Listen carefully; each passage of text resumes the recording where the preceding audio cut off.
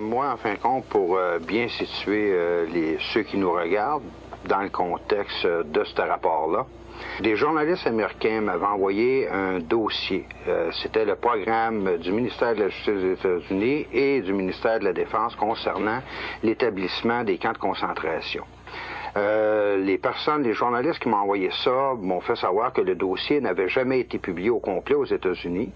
Il y avait le directeur du Oakland Tribune en 1976 qui avait fait un article sur un des paragraphes, en fin de compte, concernant ce dossier-là. Malheureusement, une semaine après, sans qu'on sache pourquoi, il était mort.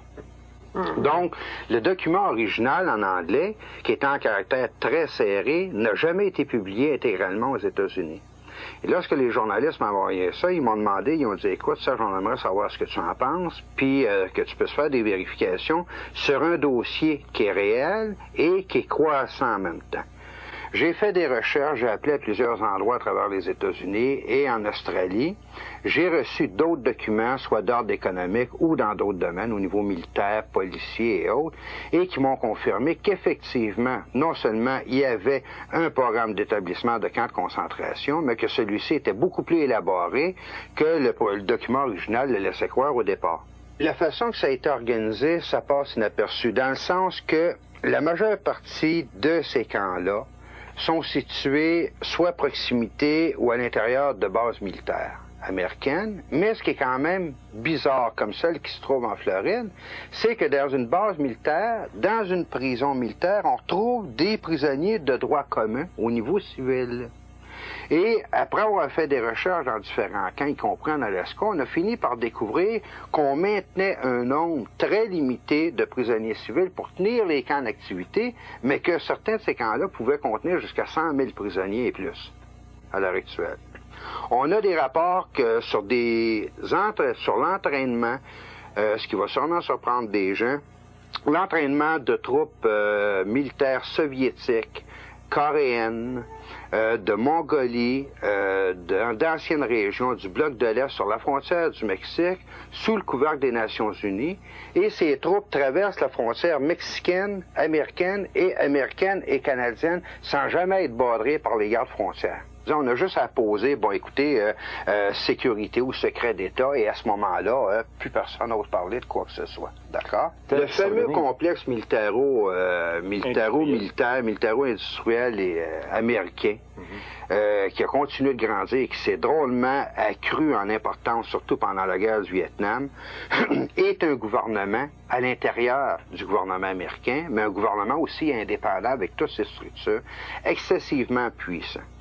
Il est à remarquer qu'on est en train, en même temps à l'heure actuelle aux États-Unis, de mettre sur pied ce qu'on appelle une force de police nationale tout à fait spéciale, dont, d'après les sources d'information que j'ai, les uniformes sont noirs, les chars d'assaut sont noirs, les hélicoptères sont noirs, tout l'équipement est noir d'un bout à l'autre avec des sigles rouges dont j'attends des copies. C'est un triangle rouge, effectivement, avec supposément 3 sets renversés qui correspondaient à des 6, tout différents, tout dépendant de l'angle sous lequel on le regarde. L'ex-agent de la CIA a confirmé qu'effectivement, toutes les sources d'information dans la revue étaient réelles. Et il a aussi manifesté son énorme surprise à savoir comment ça se faisait qu'un journaliste canadien puisse posséder autant d'informations que ça, surtout sur des sujets qui n'ont jamais été publiés nulle part, qui ne sont pas connus des populations. La façon que les plans sont mis sur pied aux États-Unis, de sources sûres, avec preuve à l'appui, on sait que par le biais des Nations Unies, on veut instaurer un nouvel ordre mondial pour l'an 2000. Milieu 1999 en 2000, avec un énorme spectacle cosmique, ainsi de suite, toute la patente pour être sûr d'impressionner les gens. De toute la planète. De toute la planète en même temps. Ça explique beaucoup, en fin de compte, les voyages de la navette spatiale et tout ce qu'ils sont en train de faire dans l'espace. Mais pour revenir aux camps de concentration, les camps de concentration sont organisés de manière à servir à la première étape de camp de rééducation pour tous ceux qui ne seront pas d'accord avec l'établissement d'un nouvel ordre mondial. Et il faut dire que toutes les techniques utilisées ou expérimentées entre la CIA et la médecine militaire aux États-Unis vont faire l'objet d'un prochain dossier que je vais publier là, après celui-là dans le courant de septembre. et qui va démontrer en profondeur toutes les manières dont ils vont s'y prendre pour faire des lavages de cerveau, briser la personnalité, rééduquer les gens en fonction qu'ils soient capables d'accepter un nouvel ordre mondial, même s'ils ne veulent pas l'accepter. Ils sont rendus très loin au niveau de la recherche technologique dans ce domaine-là. Oui, mais il y a un seul problème, c'est que le gouvernement mondial qui va s'instaurer s'instaure dans une orientation précise qui n'est pas à la faveur des populations, qui est ni plus ni moins qu'un régime communiste, mais à l'échelle mondiale. Une dictature. Une dictature beaucoup plus poussée que celle qui existait avec Hitler. Hitler est un enfant d'école à côté de ce qu'on veut instaurer à l'échelle planétaire. Donc, Hitler était un terrain d'essai, en fait. Ouais, un terrain d'expérimentation, de la même manière, comme j'en ai déjà parlé, que l'URSS, ça a été un terrain d'expérimentation à bien des niveaux pour ces personnes-là au niveau international. Écoutez, vous avez fait quelque chose sur les camps de concentration de la Deuxième Guerre. J'ai dit, j'aurais souhaité faire quelque chose de semblable, mais j'ai dit, ça concerne plutôt les années 90. Là, j'avais des bizarres de réactions devant moi. Ouais. D'après ce que j'ai ici, c'est un état de choc général à beaucoup d'endroits. Oui, mais d'un autre côté, c'est très difficile d'essayer de faire passer un journaliste pour un paranoïa quand que le journaliste en question arrive avec des preuves et des références qui sont vérifiables. Deuxièmement, si un journaliste à l'époque de 1930 avait poussé une enquête aussi loin que ce dossier-là, à cette époque-là, ça aurait changé beaucoup de choses. On a vu des fous qui ont tiré sur des filles à Polytechnique. À partir de là, on a fait des pétitions. Il faut désarmer les gens, il faut désarmer. Alors, si on s'apercevait que c'est vrai tout ça, comment on pourrait empêcher ça? La chose de première importance est la diffusion de l'information à la base. Deux, par la conscientisation, par la diffusion de l'information, ça ne pourra pas faire autrement que de créer un scandale et de faire des pressions sur les hommes politiques en place. À forcer, malgré eux autres, les hommes politiques à parler de ces questions-là, il est sûr que ça va retarder des procédés qui sont en cours à l'heure actuelle. À l'heure actuelle, ils ont la voie libre à tous les niveaux parce que, au départ, les gens ne sont pas conscients de ce qui se passe. Leur plus grande peur est que les populations deviennent conscientes parce que ça va être beaucoup plus difficile de l'instaurer parce que les gens vont commencer à s'organiser par eux-mêmes à ce moment-là.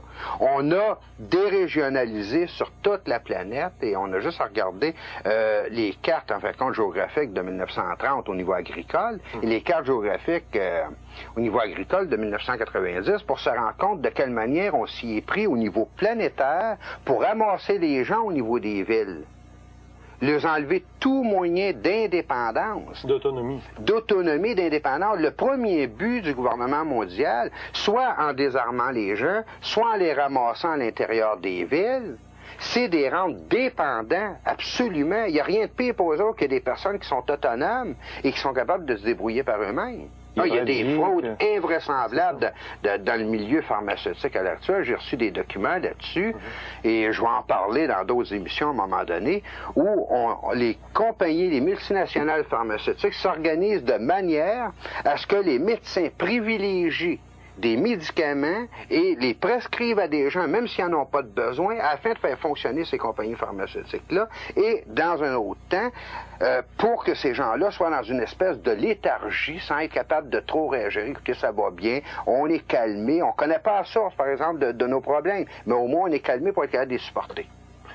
Non, mais personne non plus aime se faire conduire ou se faire diriger contre leur volonté. Et c'est ce qu'on est en train d'instaurer à l'heure actuelle. Je vais te dire une chose après des documents que j'ai reçus dernièrement.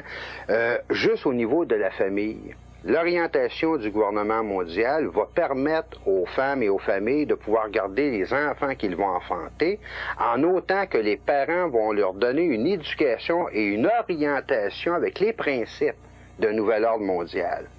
Toutes les familles ou les femmes qui ne seront pas d'accord de donner une éducation semblable selon les principes établis internationalement, à ce moment-là, les enfants vont être enlevés pour être éduqués dans des centres spéciaux. Et à l'intérieur duquel, on va voir exactement qu'est-ce que le nouvel ordre mondial privilégie, encourage comme orientation et de quelle façon qui s'est organisé par la manipulation psychologique des populations à leur faire croire que les valeurs qu'ils possédaient auparavant sont maintenant des valeurs dépassées. C'est pour ça qu'on appelle ça nouvel ordre mondial, nouvelle forme de pensée, nouvelle orientation, nouvelle technologie. Tout est nouveau, donc, par rapport à quelque chose qui est considéré comme ancien. Et c'est là que c'est dangereux, parce que si on regarde une des choses qui a été faite fait au niveau de l'instauration de ces camps de concentration-là, c'est qu'on a même commencé à changer le système judiciaire aux États-Unis, et semble-t-il au Canada aussi, de manière à ce que la personne qui croira dans sa nationalité, qui sera nationaliste, va être considérée au niveau des nouvelles définitions comme une personne étant atteinte de troubles mentaux.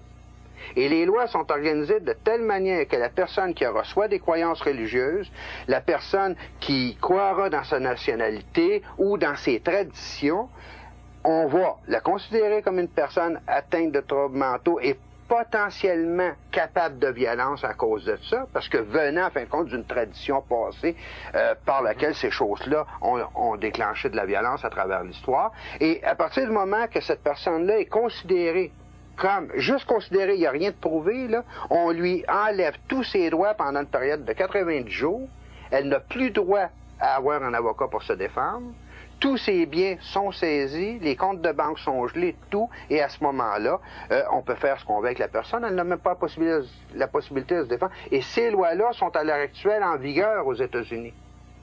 Et c'est ce qu'on est en train de faire. Tout est en place à tous les niveaux. On est en train de tout instaurer, de changer le système judiciaire, les lois, sans que les populations s'en rendent compte, parce que pendant ce temps-là, on leur donne du pain et des jeux. On leur donne des loteries, on leur donne n'importe quoi pour qu'ils ne prennent pas le temps de réfléchir, de voir qu'est-ce qui se passe. C'est ceux qui veulent instaurer le nouvel ordre mondial. Par exemple, au niveau des Nations Unies, ceux qui font partie de la commission trilatérale, si on veut mettre des noms comme Rockefeller, Rothschild, les Illuminati, la franc-maçonnerie internationale, ce sont eux qui sont en train d'installer ce nouvel ordre-là. Il y a quand même deux sortes de francs-maçons. Il y a quand même ceux qui font partie de ce qu'on appelle le Grand Orient de France, et qui sont ceux qui ont pensé la Révolution française, les Illuminati, qui l'ont mis sur pied, qui ont mis sur pied le système communiste, qui ont mis sur pied le nazisme en Allemagne, et ceux qui font partie d'un franc-maçonnerie comme étant un club tout simplement social comme il y en existe au Québec. Les gens se rendent compte, ils ont des pique-niques de fin de semaine, des choses, il n'y a rien de dangereux dans ces loges-là au Québec. On ne parle pas de la même chose, là, sur lequel je vais donner une conférence demain, là, à Saint-Sauveur, et qui porte sur les nouvelles technologies développées entre la CIA et les forces militaires américaines pour le contrôle direct des individus, indépendamment de leur volonté.